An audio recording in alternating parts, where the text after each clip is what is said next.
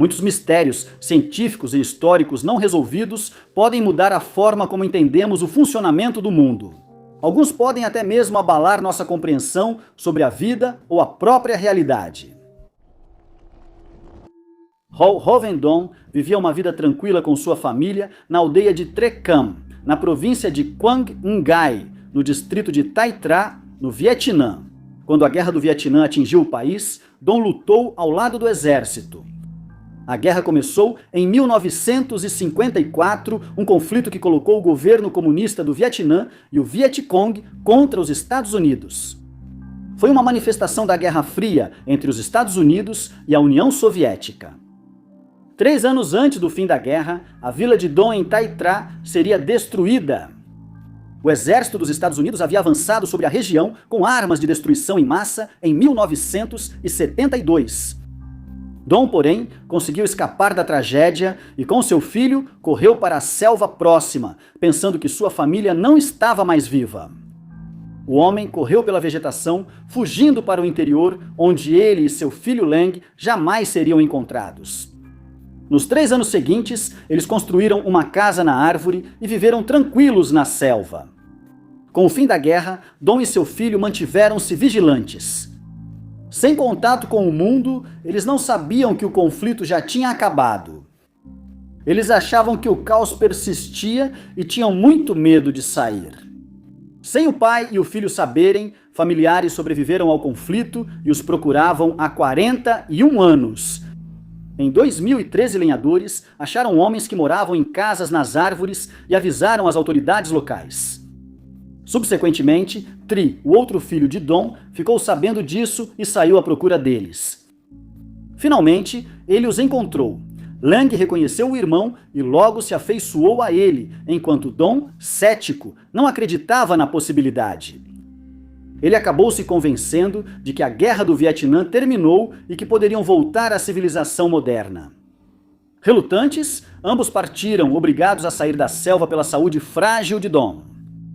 Quando foram reintegrados à sociedade e reunidos com os familiares vivos, Lang tinha 42 anos e seu pai estava com pouco mais de 80. Havia novos sons no mundo, novas rotinas e poucos conflitos. A vida moderna era bem diferente da selva que conheciam. A história de Dom e Lang era de sobrevivência e compromisso, servindo como testemunho de perseverança. Tri nunca deixou de buscar seu pai e irmão desaparecidos, e sua esperança foi finalmente recompensada. A maioria das pessoas já teve contato com vírus em seu dia a dia, seja por meio de um simples resfriado, de uma doença mais séria ou até mesmo nas folhas das plantas. Mas entender exatamente o que eles são é muito mais difícil. Chamar os vírus de formas de vida vai contra a definição estrita do que é vida, mas esses minúsculos patógenos possuem muitas das características necessárias para atender a essa definição. Uma das maiores perguntas quando se trata de vírus é de onde exatamente eles vêm. Responder a essa pergunta pode ajudar a entender melhor o que é a vida. Vírus são filamentos de material genético dentro de uma cápsula proteica. Eles evoluem ao longo do tempo e se reproduzem, no entanto, eles não realizam processos metabólicos. Eles não comem, não se reproduzem, não produzem resíduos e não se replicam fora de um hospedeiro. Eles são parasitas intracelulares que dependem de outros seres vivos para sobreviver. Infelizmente, isso nem sempre ajuda os cientistas a descobrir sua origem. Há 3 teorias principais sobre a origem dos vírus. A primeira é a hipótese progressiva ou de escape. Isso sugere que os vírus já fizeram parte de formas de vida mais complexas. Muitas formas de vida complexas, incluindo os humanos, possuem elementos genéticos que são capazes de se mover dentro do genoma. A teoria sugere que os vírus surgiram como um desses elementos genéticos. Eles passaram a sair de uma célula e entrar em outra. A segunda é a hipótese redutiva. Vírus podem ter sido mais semelhantes a formas de vida reais no passado do que atualmente. Eles podem ter sido de vida livre e independentes, mas desenvolveram relação simbiótica com outra forma de vida. Com o tempo, essa relação passou a ter caráter mais parasitário. O vírus perdeu genes, inclusive os que permitiam sua vida independente, e aos poucos virou o que conhecemos hoje. Também é possível que os vírus não tenham evoluído da vida. A hipótese de que os vírus surgiram primeiro sugere que os vírus evoluíram antes do que conhecemos como vida, ou pelo menos muito próximos da origem da vida. Vírus são extremamente simples e podem ter sido as primeiras entidades replicantes a evoluir. Com o tempo, alguns ficaram mais complexos e desenvolveram enzimas para formar paredes celulares. Alguns podem ter evoluído para a vida propriamente dita ou ajudado em sua evolução. Há evidências para todas as três hipóteses. Os vírus infectam todos os tipos diferentes de vida, e é difícil acreditar que um vírus que começou como uma infecção animal seja capaz de evoluir para algo capaz de infectar plantas. É mais provável que os vírus tenham se originado antes da vida se dividir nesses reinos separados, e diferentes vírus evoluíram junto com seus hospedeiros. Isso sugeriria a hipótese de que os vírus surgiram primeiro. Mas alguns vírus parecem se encaixar exatamente no que as hipóteses progressiva e redutiva teorizam. Alguns cientistas acreditam que os vírus evoluíram muitas vezes ao longo da história inicial da vida. Alguns podem ter surgido antes da vida, enquanto outros surgiram de dentro das células das primeiras formas de vida. Pesquisas recentes sobre vírus mudam constantemente a visão dos cientistas sobre esses organismos. Grupos e classificações mudam e vírus antes considerados próximos são descobertos como vindos de ramos totalmente diferentes. Essa pesquisa pode um dia ajudar a desvendar a origem dos vírus, mas novas teorias podem surgir conforme aprendemos mais sobre esses organismos. Savannah Janai Speaker, de 25 anos, é descrita como tendo cabelo castanho e olhos castanhos. Ela mede 1,57 m e pesava 54 quilos. Pouco se sabe sobre o passado de Savannah, exceto que sua mãe afirma que ela precisa de medicação contínua para problemas mentais não especificados. Embora não seja incomum que uma mulher adulta passe alguns dias sem falar com os pais, este caso era diferente. A moradora de Midland, Michigan, mantinha contato constante com a mãe. Segundo os pais, Savannah estava há dias sem ir ao trabalho e sem contato com parentes ou amigos, o que preocupava a todos. Um vídeo feito por sua mãe foi postado nas redes sociais explicando que o pai é seu tutor legal durante esse período e que ela pode estar precisando de cuidados médicos. Na época, ninguém sabia com quem a mulher desaparecida estava ou para onde ia. Ela disse ainda que 1 ano e meio antes, a mulher desaparecida teria se perdido no deserto se eles não soubessem sua localização. Alarmantemente, ao ser notificada do desaparecimento, a família já não conseguia localizar o celular dela, porque a localização já estava desativada ou ele estava sem bateria. Savannah, supostamente, tinha episódios ligados à sua condição mental e era considerada vulnerável nessas ocasiões. Ela foi vista pela última vez em 29 de maio de 2025 em Midland, dirigindo seu Chevy Impala preto de 2009. Ela teria contado a uma amiga que queria visitar a Carolina do Norte antes de desaparecer. O caso chamou a atenção da Fundação Aware da Virgínia, que fez um cartaz de desaparecida na esperança de alguém reconhecê-la. Após o apelo por ajuda no TikTok, um avistamento de Savannah seria relatada. A pessoa que ligou disse ter visto a mulher desaparecida dirigindo seu Impala no Novo México em 4 de junho. Outro relato indicou que ela estava no Arkansas em 5 de junho, vários dias após perder contato com seus familiares.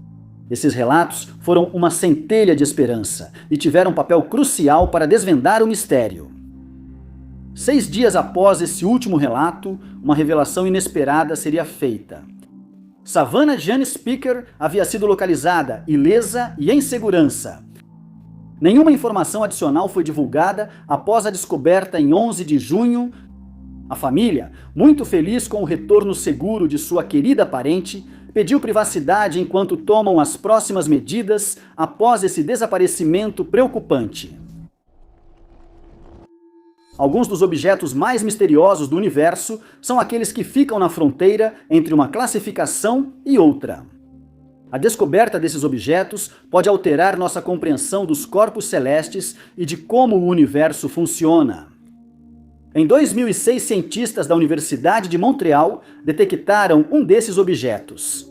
Só uma década depois é que alguém percebeu o quão estranho era realmente o objeto que eles haviam encontrado. No início, os cientistas acreditavam que o que eles chamaram de SIMP, J01365.6.5+0933347 era uma anã marrom. Anãs marrons são objetos maiores do que planetas, mas não grandes o suficiente para se tornarem estrelas. Também são chamadas de estrelas fracassadas. Algumas anãs marrons têm planetas em órbita, mas não possuem material suficiente para sustentar a fusão nuclear, que faz as estrelas brilharem. Elas geralmente têm entre 13 e 18 vezes a massa de Júpiter e podem emitir luz ou calor, fazendo com que pareçam magenta para os observadores na Terra. Até agora, mais de 3.000 anãs marrons já foram detectadas somente na Via Láctea. Então, não havia nada nesse novo objeto que o tornasse particularmente incomum. Mas, ao analisar melhor, os cientistas viram que não era uma anã marrom comum. O objeto tem apenas 12,7 massas de Júpiter, ficando logo abaixo do que os cientistas consideram o limite para anãs marrons. Isso faria dele um planeta extremamente grande e que não está orbitando nenhuma estrela. SIMP 0136 é um planeta errante, ou seja, não tem uma estrela-mãe. Em vez disso, ele orbita o centro da Via Láctea. Ele está localizado relativamente perto da Terra, a apenas 19,9 anos-luz de distância, o que facilita o estudo. Até agora, cientistas descobriram aspectos fascinantes sobre o objeto. Em observações ao longo de períodos prolongados, os astrônomos detectaram mudanças no brilho. A princípio, eles pensaram que isso era simplesmente nuvens, mas uma análise mais detalhada provou que teria que ser mais do que isso. Os cientistas agora acreditam que estão observando duas camadas dessas nuvens, incluindo um nível irregular mais próximo da superfície da Terra e uma camada muito mais alta composta por materiais de silicato. Foram encontrados pontos quentes acima das nuvens. O objeto parece ter um sistema de carbono, mas um dos elementos mais fascinantes é a aurora do objeto. Cientistas mediram pela primeira vez o campo magnético de um objeto de massa planetária fora do nosso sistema solar. O que eles descobriram foi que o objeto tinha um campo magnético 200 vezes maior do que o gerado por Júpiter. Como ele consegue gerar um campo magnético tão forte é apenas um dos mistérios sobre esse objeto. Cientistas também detectaram auroras na atmosfera do planeta. Na Terra e em outros planetas do Sistema Solar, auroras surgem da interação dos ventos solares com o campo magnético. Dado o forte campo magnético de SIMP 0136, pode não parecer surpreendente que ele tenha auroras brilhantes. A questão é, o que exatamente interage com esse campo? Ele não tem uma estrela-mãe, então nenhum vento solar poderia estar causando isso. Uma teoria diz que um planeta ou lua orbita ao seu redor e causa a perturbação. Isso já foi observado com Júpiter em nosso sistema solar, mas este é o primeiro objeto encontrado no limite entre uma estrela fracassada e um planeta gigante. Entender melhor como SIMP 0136 funciona pode nos dar novos esclarecimentos sobre qual é realmente a diferença entre essas duas classificações. Os astrônomos também esperam que uma melhor compreensão do campo magnético do objeto possa nos ajudar a detectar outros objetos distantes que geram esse tipo de campo. A moradora de Brooklyn Park, Minnesota, Jean Mary Benna, tinha 65 anos em 2025. Pouco se sabe sobre sua vida pessoal, exceto uma característica que agravou seu caso. Jean tem problemas de saúde mental não especificados e precisa de medicação. Sem eles, ela pode correr grande risco e a falta dos medicamentos pode afetar sua capacidade de decidir. A família de Jean não tinha contato com ela há um longo período, tendo feito o último contato em 23 de dezembro de 2024. Quando os familiares souberam que ela não era vista há vários dias, no início de 2025, eles imediatamente ficaram preocupados. Sabendo da condição dela, eles temeram que faltassem cuidados médicos. Familiares relataram rapidamente seu desaparecimento, disseram que ela estava em risco e que encontrá-la era essencial. Logo se descobriu que Jean foi vista pela última vez em um ponto de ônibus próximo a Zane Avenue North e Oak Grove Parkway, em 15 de janeiro de 2025. Ela parecia estar esperando para embarcar em um veículo de transporte público e foi vista carregando 2 bolsas grandes. Segundo uma testemunha, uma das bolsas tinha forro vermelho. Às 16h30 daquele dia, ela seria vista embarcando no ônibus vestindo um longo casaco cinza, cachecol cinza, chapéu e botas. Foi determinado que Jean, de fato, não estava com sua medicação quando desapareceu, forçando seu caso a ser tratado com a máxima urgência. Durante as investigações do desaparecimento, familiares buscaram outros recursos e divulgaram o caso nas redes sociais, aumentando a conscientização e mantendo o rosto de Jean em evidência. O Centro de Recursos Jacob Wetterling divulgou no Facebook um cartaz de desaparecimento de Jean e sua descrição. A publicação levou a novos avistamentos dela, incluindo um registrado por uma campainha com câmera da Ring. Outros relatos indicaram que Jean esteve em Rochester em algum momento de fevereiro e supostamente estava tentando chegar a Iowa. Em julho, foi confirmado que ela foi vista em um abrigo não especificado em Queens, Nova York. O Minnesota Bureau of Criminal Apprehension emitiu um alerta por preocupação com Jean. Nos meses seguintes, as preocupações aumentaram sem novos avistamentos ou pistas sobre o paradeiro da mulher desaparecida. Diante da falta de informações, foi um choque quando o BCA retirou o alerta que havia emitido e confirmou que Jean não era mais considerada uma pessoa desaparecida. Em 19 de setembro de 2025, surgiram notícias de que ela foi encontrada sã e salva e estava em contato com as autoridades. Ela foi achada no posto da patrulha de fronteira de Champlain, Nova York, naquele dia. Jean ainda não entrou em contato com a família, o que não é incomum, já que ela não falava com eles há bastante tempo antes do desaparecimento. Apesar da falta de notícias, o status de Jean no sistema mostra que ela está segura. Alertas suspensos e ela retirada da lista de desaparecidos em perigo.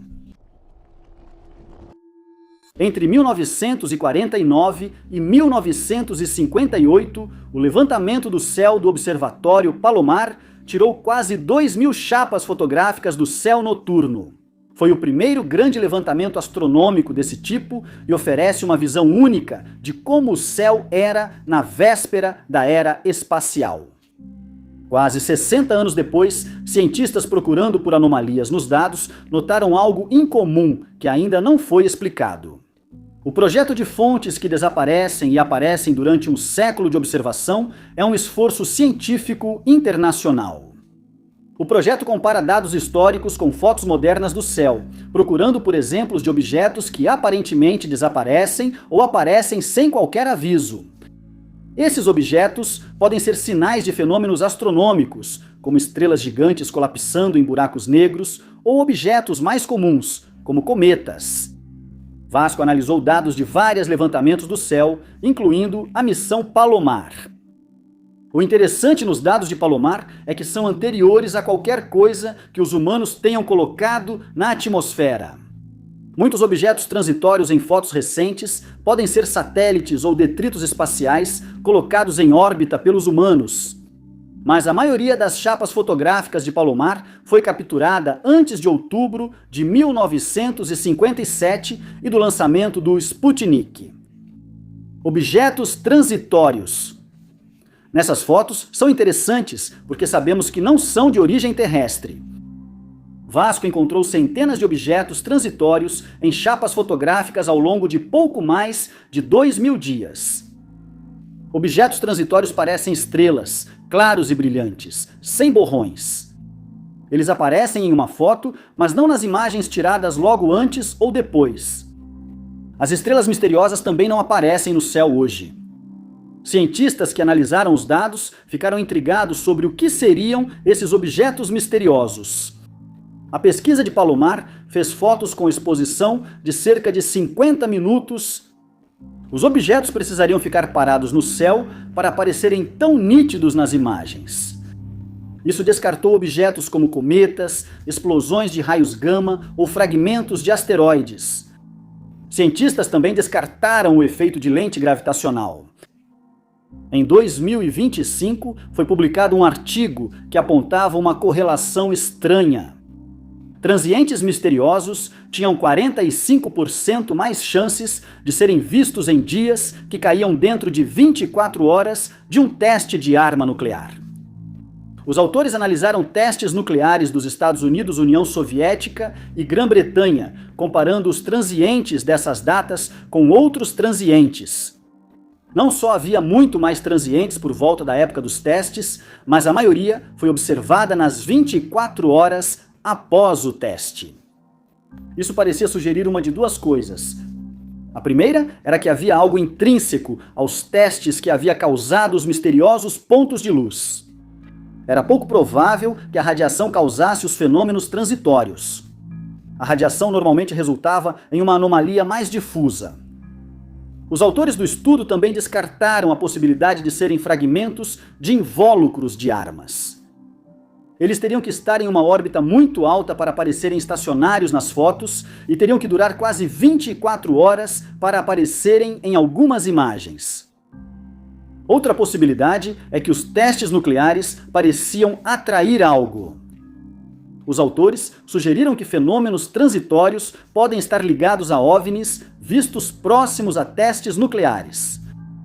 O estudo revelou que o aumento de fenômenos transitórios se correlacionou com mais avistamentos de OVNIs. Esses dados podem não ser confiáveis e desconsideraram OVNIs vistos em dias sem fenômenos transitórios.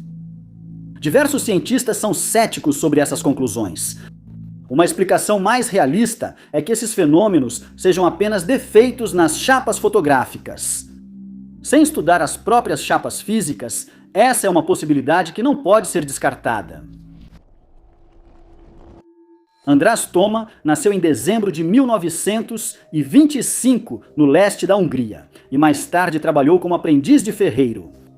Em outubro de 1944, sob a ameaça iminente da Segunda Guerra Mundial, o então jovem de 19 anos, András Toma, foi convocado para o Exército Real Húngaro, servindo em um regimento de artilharia. Seria nesse mesmo ano que sua vida tomaria um rumo dramático, deixando sua família se perguntando o que poderia ter acontecido com ele. O exército soviético capturaria o jovem soldado e o enviaria rapidamente a um campo de prisioneiros de guerra com centenas de outros. O campo estava localizado a uma curta distância de São Petersburgo, então conhecida como Leningrado. 2 anos após o fim da guerra, o campo foi fechado e os prisioneiros distribuídos pelo país, com poucos conseguindo voltar para casa. Infelizmente, esse não seria o caso de Toma. Devido ao estresse que sofreu no campo, ele foi internado em uma instituição psiquiátrica localizada em Kotelnitch, na Rússia. Aqui, ele foi diagnosticado com um termo ultrapassado, psiconeurose, que hoje em dia só é usado por psicanalistas freudianos. Na época, era usado para descrever transtornos de ansiedade, principalmente quando ocorria repressão dos sintomas. Os sintomas incluíam reflexos patelares exagerados e dermatografia. Como foi diagnosticado com essa condição e não falava russo, Toma teve que ficar na instituição ou ficaria perdido para as autoridades húngaras que buscavam vítimas de guerra desaparecidas. O hospital também não manteve registros adequados de seus pacientes, como Toma sendo registrado como András Tomas. Por mais de meio século, o soldado desaparecido seria esquecido no hospital e, quando foi encontrado, já era idoso e tinha apenas lembranças vagas de sua vida anterior. Em 1997, um médico eslovaco visitou a instituição e descobriu que, entre todos os pacientes que falavam russo, apenas um falava um idioma diferente. Ele identificou o idioma de Tomás como húngaro e planejou devolvê-lo ao seu país. No dia 11 de agosto de 2000, as autoridades húngaras transportaram o homem para o país e iniciaram um longo processo de identificação dele. Mais de 80 famílias alegaram que Tomás era seu parente desaparecido, mas não havia registros para confirmar isso. As autoridades confiaram só nas últimas memórias de Tomás, que bastaram para guiá-los corretamente. Em um momento emocionante, o prisioneiro de guerra desaparecido há 50 anos foi logo reconhecido pela família. Após tanto tempo, ele voltou para casa e agora detém o título de prisioneiro de guerra que passou mais tempo em cativeiro na história. Durante as últimas décadas, o soldo militar não pago de Thomas foi se acumulando, resultando em uma quantia substancial quando ele retornou. Entre 2016 e 2018, cientistas detectaram sinais de rádio incomuns atravessando o gelo na Antártida. Quase uma década depois, eles ainda não conseguiram dizer exatamente o que detectaram. Os experimentos de balão Anita buscavam detectar sinais de rádio de neutrinos interagindo com o gelo.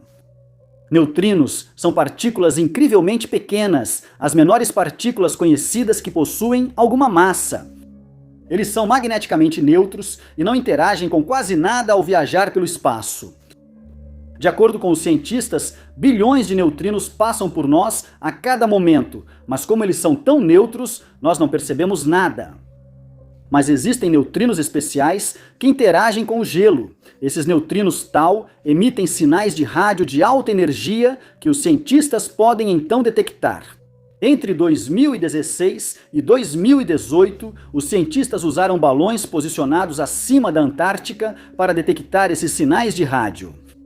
Eles descobriram de onde vinham os sinais, indicando a origem do neutrino tau. Os cientistas rastrearam o neutrino até sua fonte, possivelmente tão distante quanto a borda do universo visível. Porém, os cientistas acharam algo estranho. Os sinais pareciam indicar que os neutrinos tau estavam passando pela própria Terra. A partícula parecia vir de além do horizonte e atingir o gelo em um ângulo acentuado. Isso não deveria ser possível.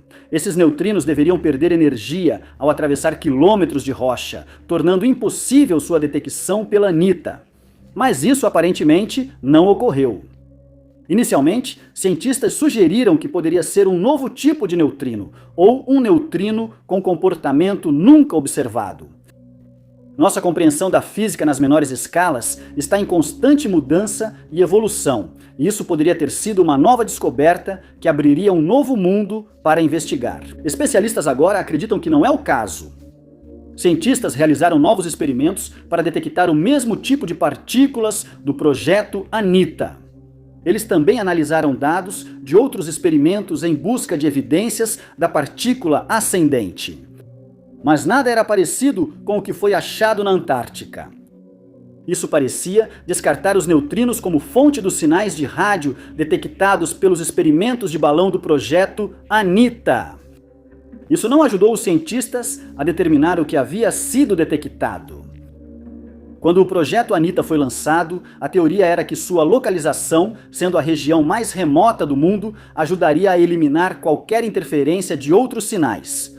Isso pode ter sido fator importante na detecção da anomalia. Uma teoria sobre os misteriosos sinais de rádio é que eles foram causados por algum efeito de propagação de rádio que ocorre próximo ao gelo e perto do horizonte da Antártida. De acordo com os cientistas que estão tentando desvendar o mistério, eles analisaram diferentes efeitos de propagação de rádio e não encontraram nenhum que correspondesse ao que foi observado na Antártida. Mas talvez esse tenha sido um efeito nunca visto antes. Outra teoria sugeriu relação com matéria escura. Segundo nossos modelos atuais do universo, a maior parte da matéria é composta por matéria escura. Ela não emite nem interage com luz, mas pode ser detectada pelos efeitos gravitacionais sobre outras matérias. A matéria escura ainda não é totalmente compreendida, mas pode exercer algum tipo de influência sobre os neutrinos ou ter alguma relação com eles, algo ainda não detectado. Pode ser também uma partícula subatômica, totalmente diferente, nunca antes detectada. Apenas novas pesquisas poderão chegar mais perto de uma solução para esse mistério cosmológico.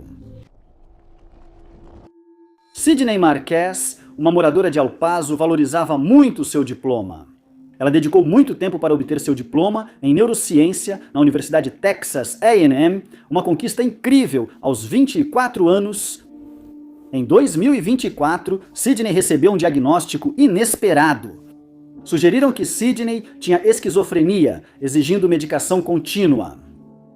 A jovem superou o obstáculo e continuou vivendo ao máximo. No dia 11 de dezembro de 2025, a gentil alma hispânica de cabelos ruivos entrou em seu carro e começou a viagem de El Paso para Houston, Texas, onde visitaria amigos. Ela foi vista pela última vez naquela noite na altura do número 9100 da Bel Air Boulevard, em Houston. Câmeras de vigilância a flagraram, caminhando perto do hotel onde estava hospedada, ao visitar amigos na região.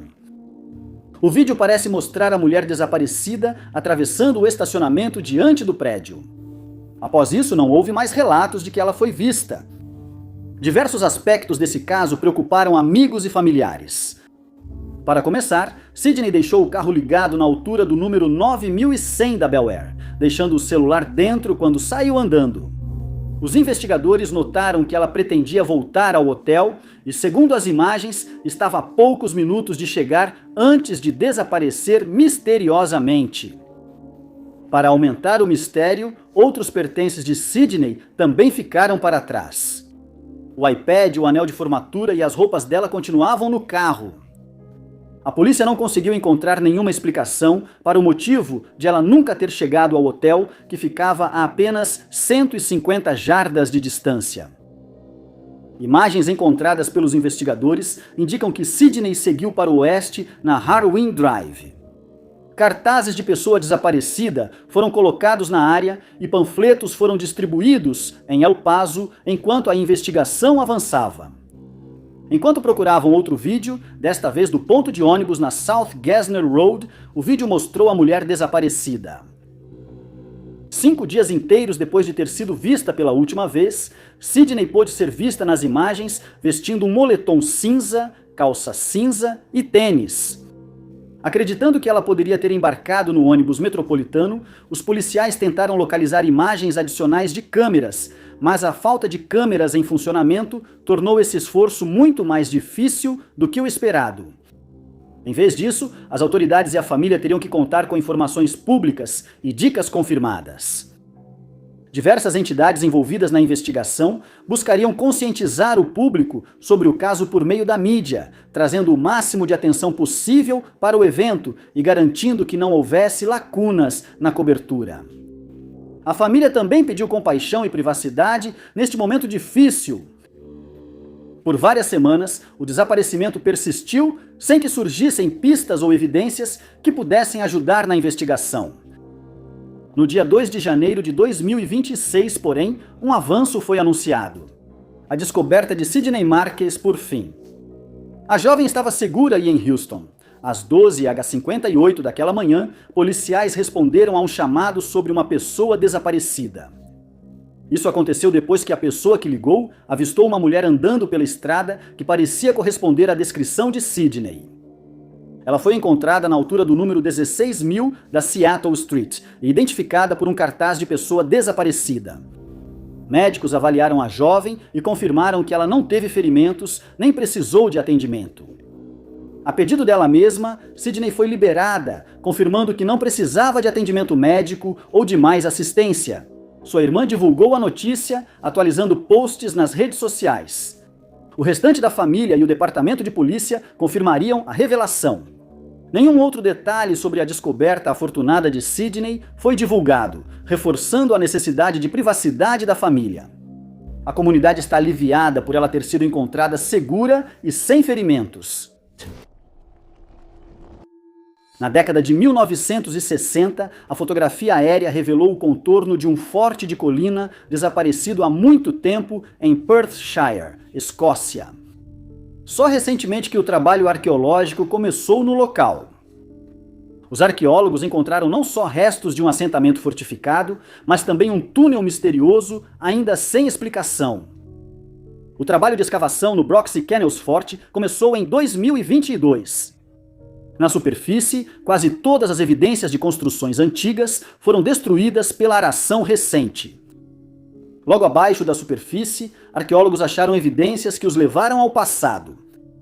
Havia indícios de muralhas, casas circulares e trabalho com metal. Foram encontrados foles e resíduos do trabalho com metal. Era uma comunidade próspera da Idade do Ferro, e a área foi habitada entre 500 a.C. e o primeiro século depois de Cristo. A construção do forte começou por volta de 550 a.C. com a edificação de muralhas e valas. Cerca de 150 anos depois, ocorreu uma segunda fase de construção. Nesse momento, a misteriosa construção subterrânea foi feita. A câmara foi descrita como um túnel por veículos de notícias populares, mas seria mais preciso descrevê-la como uma soterrae. Esta é uma câmara semi-subterrânea feita de pedra.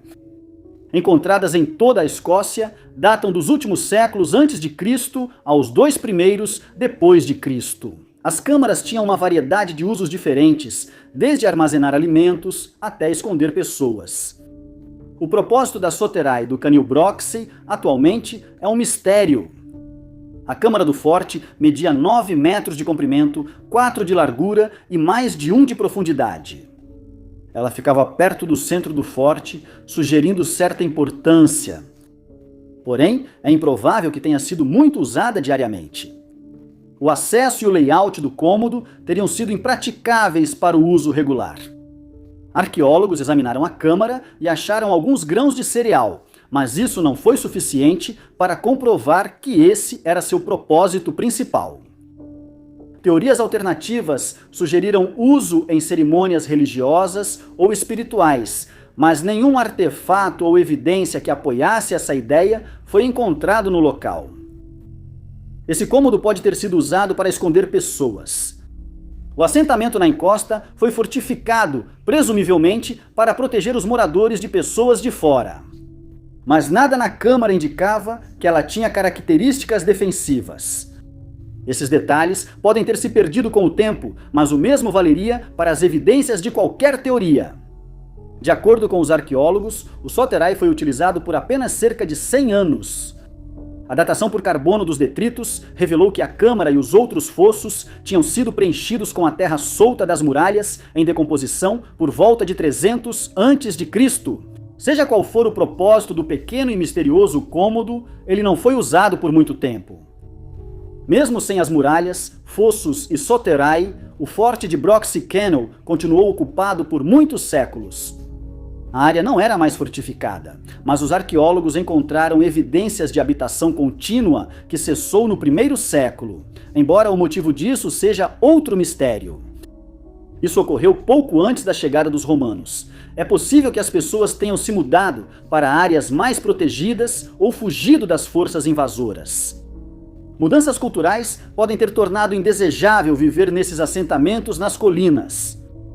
Apenas pesquisas arqueológicas adicionais poderão responder a esse mistério e revelar mais detalhes desse pedaço perdido da história. Não se sabe muito sobre o passado de Linda Ward, uma mulher que mora em Michigan e trabalhou na Art Van. Linda tinha 44 anos em 2025. Ela possui 2 cães husky, Benji e Coco. Ela também era conhecida por dirigir um Ford Escape prata de 2019 com a placa de Michigan EQG 0213. As 2 últimas características de sua breve descrição apareceriam em seu desaparecimento em 11 de dezembro de 2025. Por volta das 20h50, Linda foi vista pela última vez saindo do bar Whiskey in the Jar, usando um casaco de tricô creme e um cachecol multicolorido, item marcante. Ela estava com Benji e Coco, e segundo relatos, entrou em seu Ford Escape prata com eles antes de sair para um destino desconhecido. 3 dias se passaram e a família começou a ficar preocupada. Eles não tinham notícias de Linda há vários dias. Em 14 de dezembro, eles registraram o desaparecimento dela na delegacia de polícia de Hamtramck, que divulgou a notícia. Sugeriram que quando desapareceu, ela morava em seu veículo. Com as descrições viralizando nas redes sociais, as dicas começaram a surgir. O irmão de Linda disse à Fox 2 News que o cachorro de sua irmã desaparecida havia sido visto, supostamente, nas áreas da East Grand Boulevard e Charlevoix, em Detroit. A família recebeu essa informação dia 15, 4 dias após a última vez que a mulher foi vista. Benji e Coco seriam encontrados depois, seguros e ilesos. A investigação prosseguiu, mas a polícia não encontrou evidências ou motivo para crime. A família de Linda compartilhou sua história online em fóruns como Facebook e Instagram, com fotos, descrições, linhas de denúncia e atualizações. O caso da mulher desaparecida foi atualizado para desaparecimento em situação de risco, ainda sem pistas que indicassem seu paradeiro, embora ainda não houvesse motivo para suspeitar que algo sinistro estivesse acontecendo. De repente, o Departamento de Polícia de Hamtramck divulgou uma atualização. Linda Ward foi localizada e encontrada no dia 18 de dezembro, às 20h30. A família foi avisada e anunciaram que a mulher e seus 2 huskies estavam seguros. Agradecimentos foram feitos à comunidade pela ajuda essencial durante a busca. Nenhum outro detalhe foi divulgado e a família pediu privacidade daqui para frente. O bolor de limo é um grupo peculiar de organismos presentes em florestas do mundo todo. O organismo não pertence a nenhum reino tradicional da vida e desafia nossa compreensão do funcionamento do pensamento cognitivo. Apesar do nome e do que algumas formas de bolor de limo podem parecer, eles na verdade não são um tipo de fungo. Eles são organismos unicelulares, mais próximos de uma ameba do que de cogumelos. Mas colocá-los na árvore da vida também é difícil. Há muitos tipos de bolor de limo em 2 grandes supergrupos. Alguns estão mais próximos das plantas na árvore da vida do que de outros tipos de bolor de limo. As classificações mudaram muito ao longo dos séculos e podem mudar no futuro, conforme os cientistas aprendem mais sobre esses organismos estranhos. Quando se pensa em organismos unicelulares, costuma-se imaginar seres minúsculos visíveis apenas ao microscópio. Mas a célula única de um bolor de limo pode ser enorme. 2 exemplares distintos da mesma espécie podem se combinar para formar uma célula maior com múltiplos núcleos. Também é possível separar a célula em 2 organismos distintos. O mofo de limo pode contrariar o que as pessoas comuns consideram vida. Parece algo saído de um romance de ficção científica. Mas o mofo de limo também se assemelha a outras formas de vida em muitos aspectos. Eles são capazes de consumir alimento como fonte de energia, assim como qualquer planta ou animal, e podem até se mover. O movimento é lento, mas após 1 hora já é possível notar mudanças em algumas espécies. Esse movimento é intencional, pois o bolor de limo busca alimento ou melhores condições para sobreviver. Aqui, os cientistas identificaram qualidades intrigantes nesses organismos. O Myxomiceto navega por labirintos e encontra os caminhos mais rápidos até o alimento. Cientistas descobriram os mecanismos físicos envolvidos. O Myxomiceto usa tubos ramificados para explorar o ambiente. Quando um organismo encontra comida, os tubos próximos aumentam de diâmetro, enquanto tentáculos distantes encolhem ou até desaparecem. Isso, de alguma forma, armazena informações sobre o ambiente que persistem mesmo depois que a comida desaparece. Quando novas informações precisam ser armazenadas, elas são sobrepostas às informações antigas, formando algo parecido com memórias. Os Myxomicetos não só têm memórias, mas os cientistas acreditam até que é possível ensiná-los. Em um experimento, o organismo foi colocado em uma extremidade de uma ponte que estava coberta de café. O Myxomiceto não gostava do gosto amargo do café, mas ele não fazia mal ao organismo. No fim da ponte havia mingau de aveia, um dos favoritos do Myxomiceto. No começo, ele não queria atravessar a ponte e tentava fazer isso enquanto ainda evitava o café. Com o tempo, ele percebeu que o café não o machucava e depois atravessou a ponte sem problemas. Porém, ao ser exposto a um novo estímulo aversivo, o Myxomiceto não cruzava a ponte. Ele aceitava o café, mas não essa nova substância. Os mixomicetos, que haviam aprendido a aceitar o café, foram então combinados com bolores não treinados. Ele conseguiu transmitir o ensinamento e, mesmo separados de novo, o comportamento aprendido continuou. Isso pode sugerir que é possível ensinar coisas novas a um organismo sem cérebro. Como exatamente isso acontece em nível molecular, ainda é um mistério.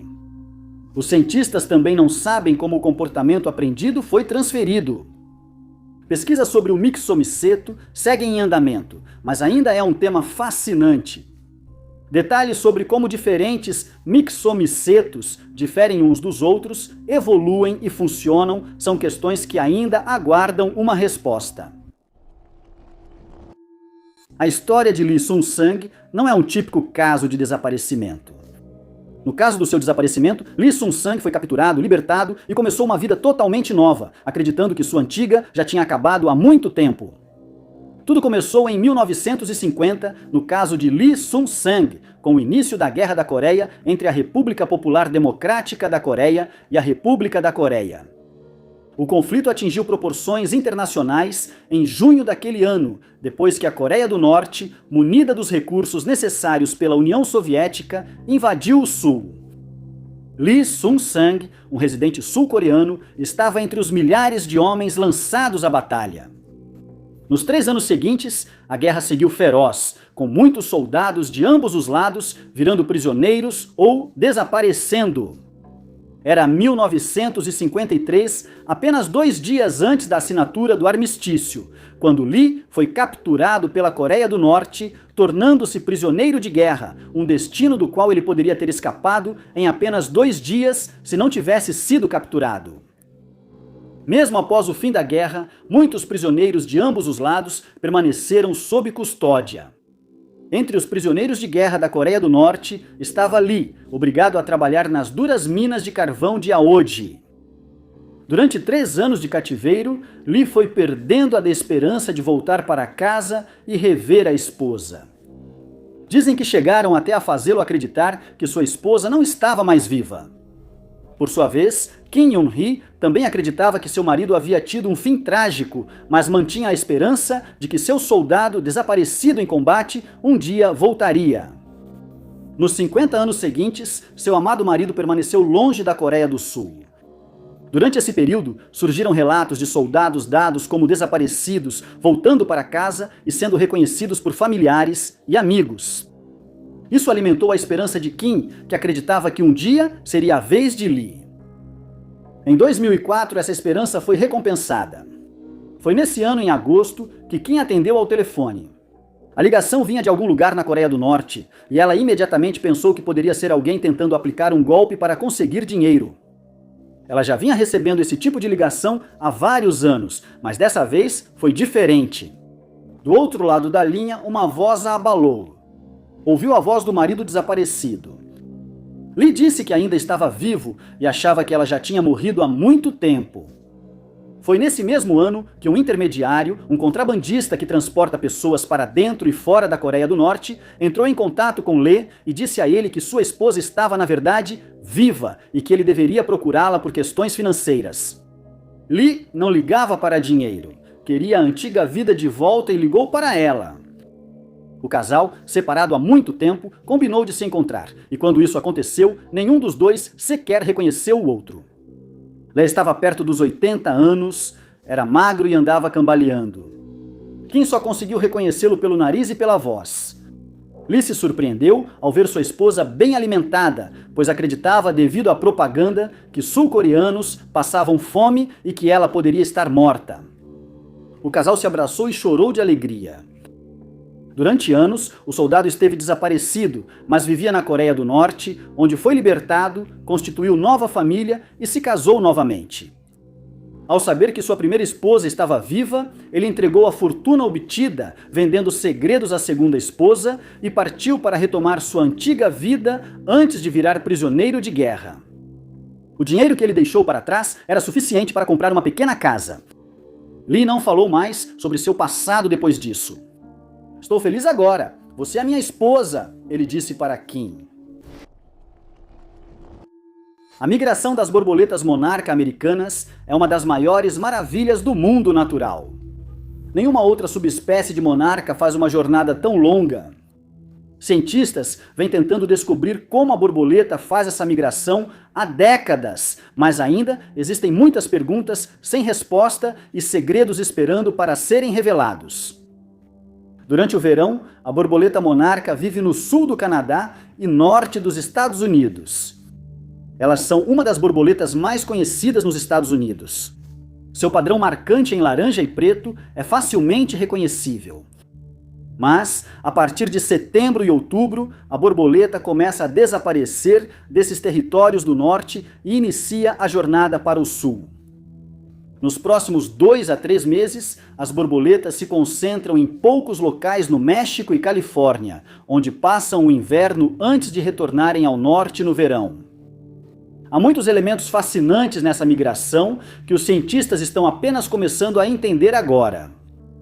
As borboletas geralmente vivem apenas algumas semanas devido ao ciclo de vida curto. A migração rumo ao norte, do México e da Califórnia até o Canadá pode levar várias gerações. As borboletas monarca que polinizam flores no Canadá são bisnetas daquelas que estavam no México. Algumas gerações se passam até a jornada de volta ao sul, mas essa migração é diferente. Quando as condições são favoráveis, surge a chamada supergeração. Essa geração pode viver de 6 a 9 meses, conseguindo fazer toda a jornada para o sul e começar o retorno ao norte depois do inverno. O que exatamente causa o nascimento dessa supergeração ainda está sendo estudado pelos cientistas. Acredita-se que seja resultado de fatores ambientais, como a temperatura ou a duração do dia, mas o mecanismo exato ainda é desconhecido.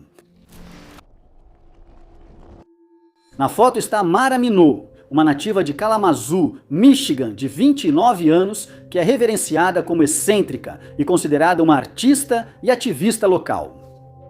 Como indicam suas roupas vibrantes e as contas e pedras no cabelo, Mara é uma figura colorida, inconfundível e difícil de ignorar. Seus talentos artísticos não lhe proporcionaram apenas um hobby, mas também um negócio. Ela vendia suas peças pela cidade, muitas vezes como pulseiras e colares, parecidos com os que usa nesta foto. Mara concluiu o mestrado em Administração de Empresas na Western Michigan University, sua maior conquista. Embora os detalhes não tenham sido divulgados, ela mantinha contato com um círculo próximo de amigos. Quando deixaram de receber notícias dela, em novembro de 2025, eles ficaram preocupados. Meses se passaram sem que ninguém visse a mulher, levando ao registro do desaparecimento. A família dela procurou o departamento de polícia de Kalamazoo no início de fevereiro deste ano. De acordo com as informações divulgadas, Mara foi vista pela última vez na Portage Street, em Kalamazoo, embora não tenha sido verificado o motivo de ela estar lá. Essa aparição ocorreu há meses, mas ninguém sabia que ela estava desaparecida, e avistamentos posteriores não foram documentados. A mulher desapareceria junto com seu veículo característico, um Mercury Montego 2005 bege, com a placa Marambole. Ela era conhecida por viajar por Michigan vendendo suas obras. A notícia do desaparecimento se espalhou na internet, alertando a comunidade sobre a sumida moradora local e deixando muitos atentos para encontrá-la. Uma pessoa que conhecia Mara muito bem disse que a via quase todas as noites quando ela parava no posto de caminhões. Dizem que ela morava no carro nessa época vendendo pulseiras e colares dali. Porém, os funcionários do posto de caminhões não a viam há meses. Apesar de Mara não ter conexões ou motivos para estar em Idaho, os investigadores foram até lá após descobrirem que a polícia local teve contato com ela no fim de 2025, supostamente por uma questão de trânsito não especificada. Neste momento, a polícia não suspeitava de crime e a busca pela artista continuava. A família dela fez questão de manter os cartazes em evidência e divulgava atualizações constantes nas redes sociais. Na época em que foi vista pela última vez, Mara estava focando seu trabalho em apoiar a comunidade de pessoas em situação de rua, o que levou os investigadores a verificar vários acampamentos, oferecendo uma breve descrição da mulher que media 1,65 m, usava roupas coloridas e tinha cabelo na altura dos ombros. Vários dias após o registro do desaparecimento dela, finalmente houve um avanço, e era exatamente o que todos esperavam. Mara Minotti foi encontrada sã e salva. Ela estava na Colômbia Britânica, Canadá, por motivos não confirmados. Nenhum outro detalhe sobre como ela foi encontrada foi divulgado. A família expressou sua gratidão à comunidade, insistindo que a mulher desaparecida não está em perigo e nunca esteve em perigo desde o início do caso. Em 2023, arqueólogos que escavavam um palácio real perdido na Alemanha fizeram uma descoberta estranha que não pôde ser explicada. 2 esqueletos estavam lado a lado. Um deles estava tão preservado quanto esperavam para um esqueleto de 1000 anos. O outro era de uma mulher totalmente sem ossos faciais. A escavação aconteceu nos arredores da vila de Iselben. A partir de 2021, os arqueólogos começaram a descobrir restos de estruturas do período medieval. Este era Helfta, um lugar importante para as dinastias carolíngia e otoniana, que governaram de 750 a 124. A escavação começou com uma grande catedral que foi construída sob as ordens de Otto, o Grande. Otto governou de 936 a 973 depois de Cristo e é considerado o primeiro verdadeiro imperador do Sacro Império Romano. Nos 2 anos seguintes, os arqueólogos descobriram casas, edifícios comerciais e até um auditório para eventos públicos. Uma das descobertas mais impressionantes foi um palácio. Essa estrutura tinha aquecimento a ar quente e um design mais monumental que os demais edifícios da região.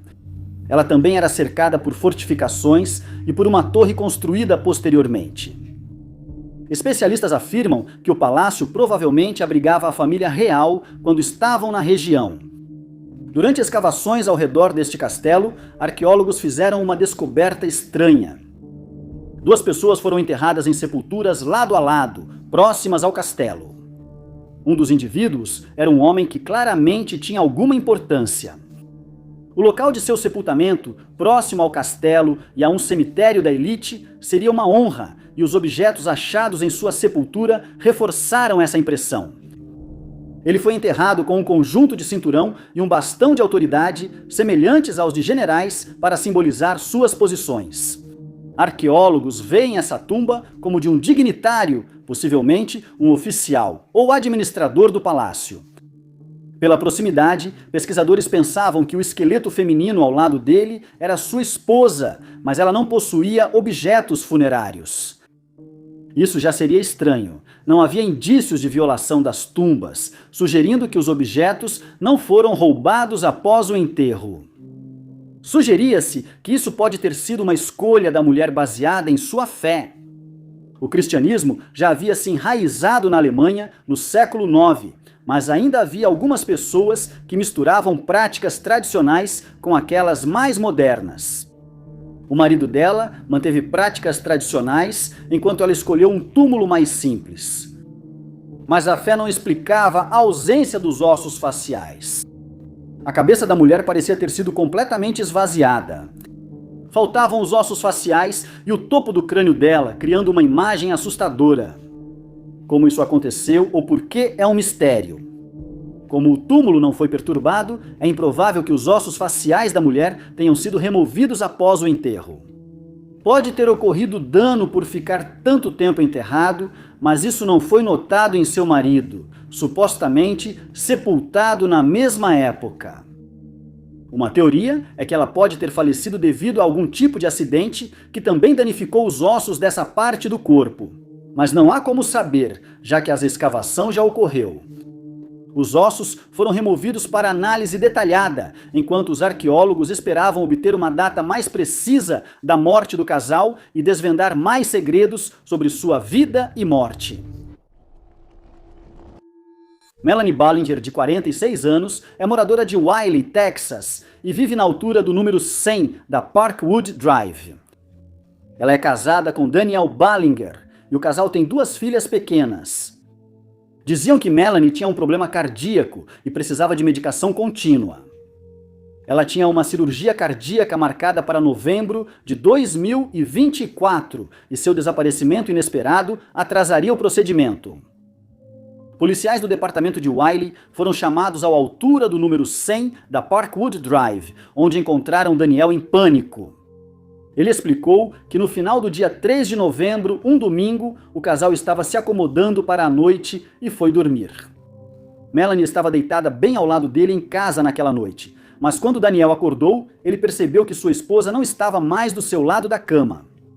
A carteira, o celular e os remédios essenciais dela ficaram no criado mudo.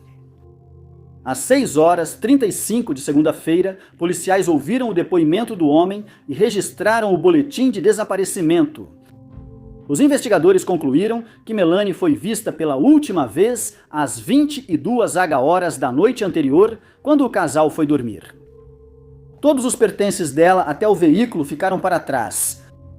A polícia só podia especular o que ocorreu depois, mas Melanie estava desaparecida e precisava ser encontrada urgentemente.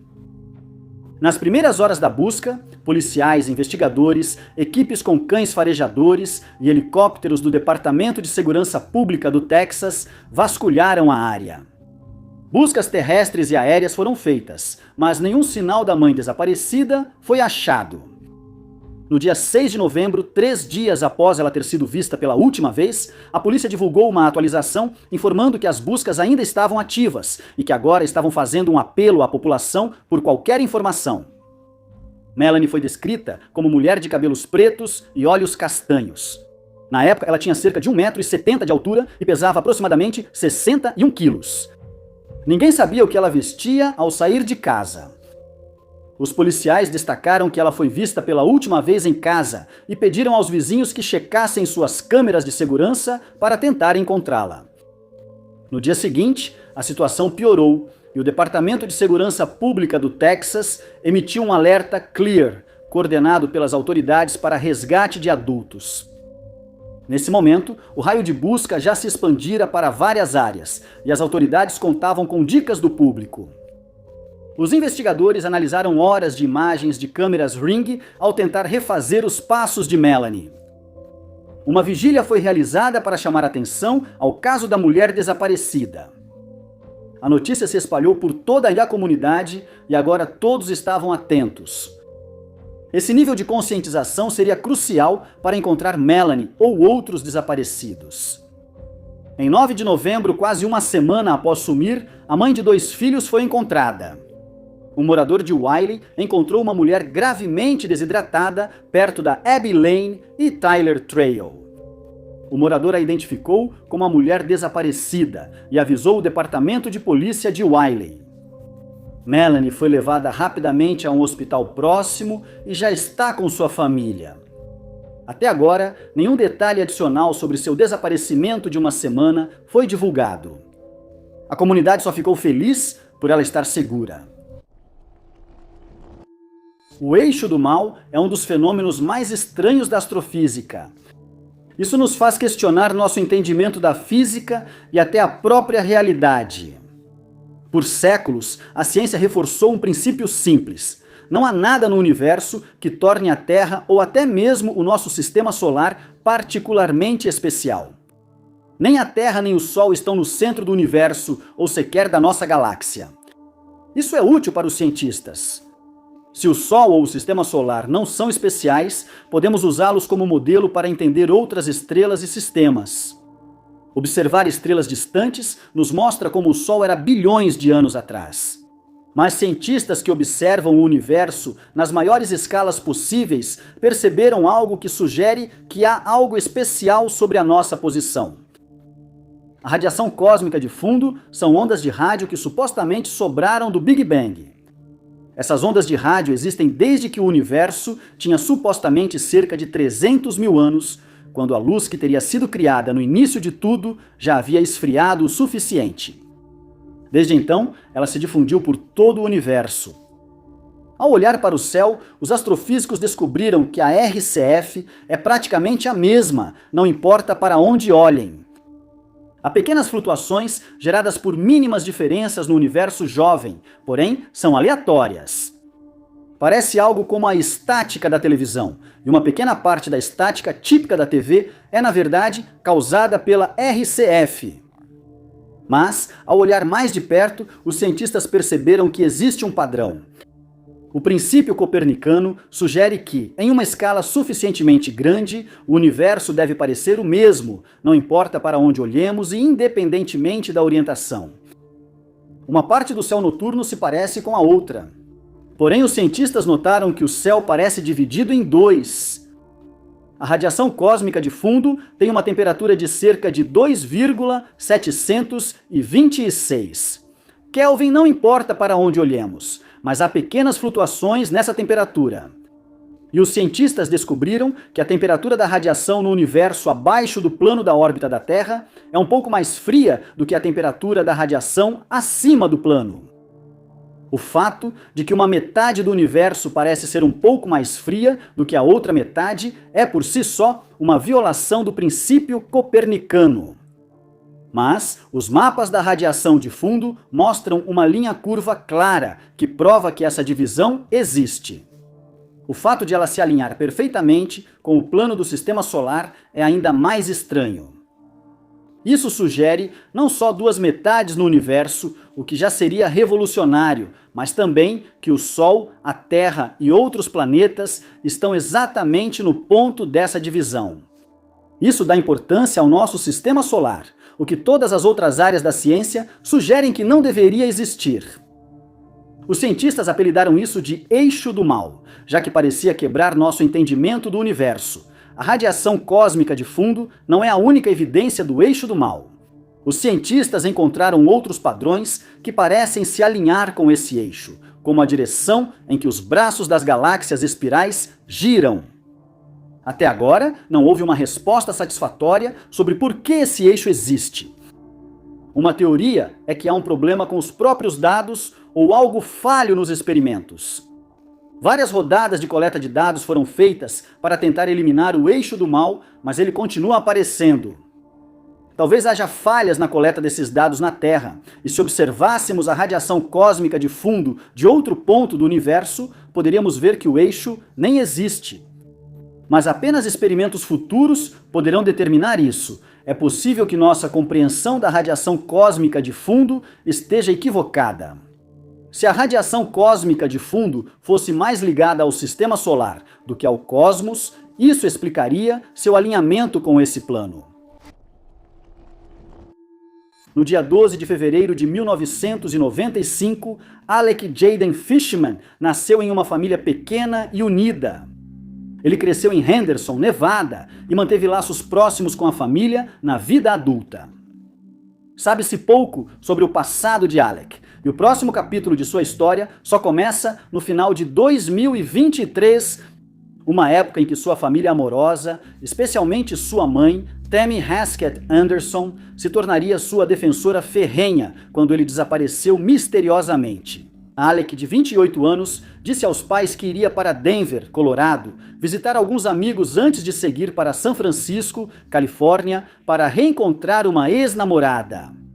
Ele a visitaria por cerca de 3 semanas. No dia 27 de setembro, ele embarcou em um voo de Las Vegas, Nevada, para Denver, onde teve uma escala de 10 horas.